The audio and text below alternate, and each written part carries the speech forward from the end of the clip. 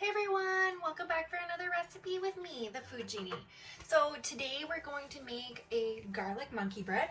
Most people are familiar with a sweet bread monkey bread, and that is a Italian or a white bread dough, dinner roll dough typically, but today I'm going to use an Italian dough. And it's rolled into small balls, and then it is baked in a bundt pan with brown sugar, cinnamon, and butter, and then it becomes like a pull-apart bread.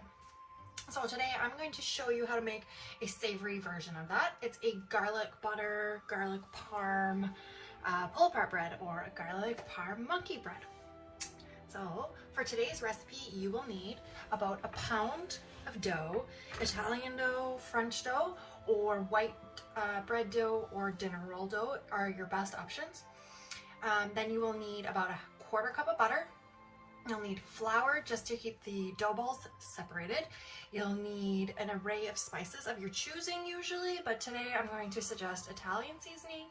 I have some pepper, garlic powder, and salt, and a little bit of extra parsley for it today. You'll also need a clove of garlic and a couple tablespoons of Parmesan cheese. And that's about it. So let's get on into it.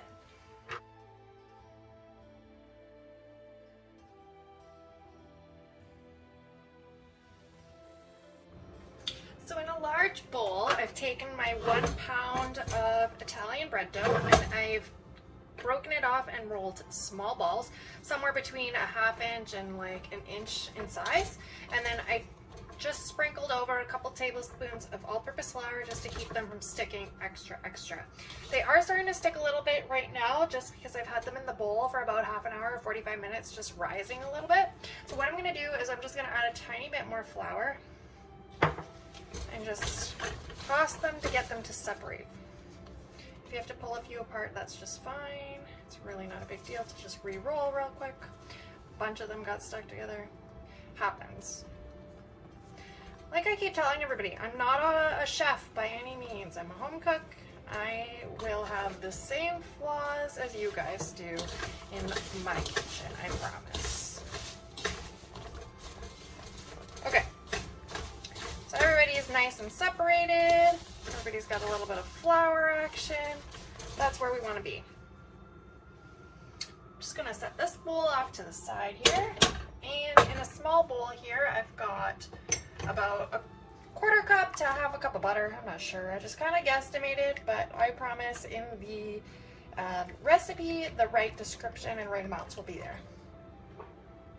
So I've got about a tablespoon of Italian seasoning, I've got a teaspoon of parsley, about a teaspoon of salt, just a little bit of cracked black pepper, and then I've got about a teaspoon of garlic powder.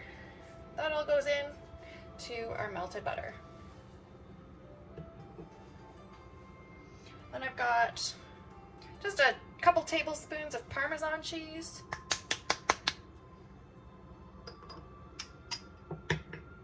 And then I've got 1 clove of garlic, which I'm just going to press into the bowl with a garlic press.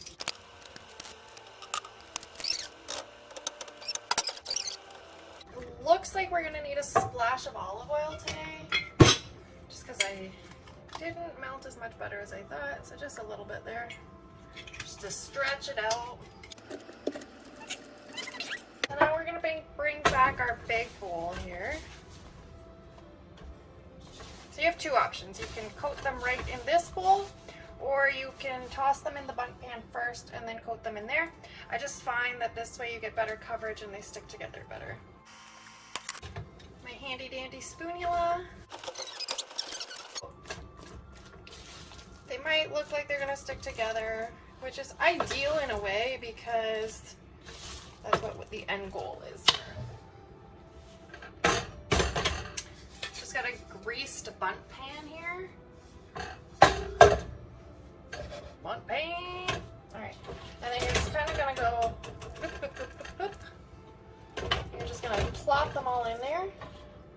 You just kind of want to make sure that everybody's kind of even.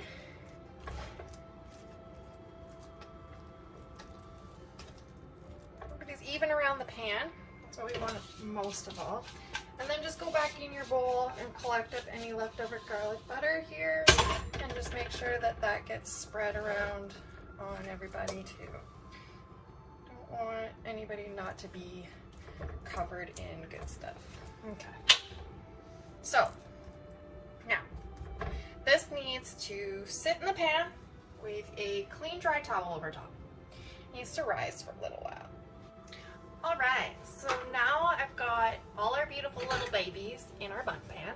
This needs to just hang out under a clean, dry tea towel for like 25 minutes, half an hour. It doesn't need to double in size per se. It just needs to rise a little bit. It needs to look a little bit bigger than it is right now. Then it's gonna go into a 400-degree oven. So make sure you preheat your oven to 400 degrees. And it's gonna bake for about 30 to 40 minutes. You'll know once it's golden brown and it looks like slightly dry on the top. Oh my Lanta, look at all that golden goodness. Okay, so now the garlic parm monkey bread is out of the oven. We're gonna turn it out on a plate, and this is just how I do it. I'm just gonna put the plate on top of the bun pan, and then I take a tea towel or oven mitts and just flip. Slide the towel out and lift the bun pan off. Hopefully it comes out. And it did. And it's actually staying intact. I didn't think it was going to hold together, and it actually held together. I'm really impressed. Alright, so this is what it looks like in the end. This is my savory garlic parm monkey bread or PullApart bread. I hope you enjoy it. Let me know if you like it. Like, subscribe, and share this video. Don't forget to hit the notification bell so you can find out when I post a new recipe. And thanks for watching here at the Food Genie. Bye!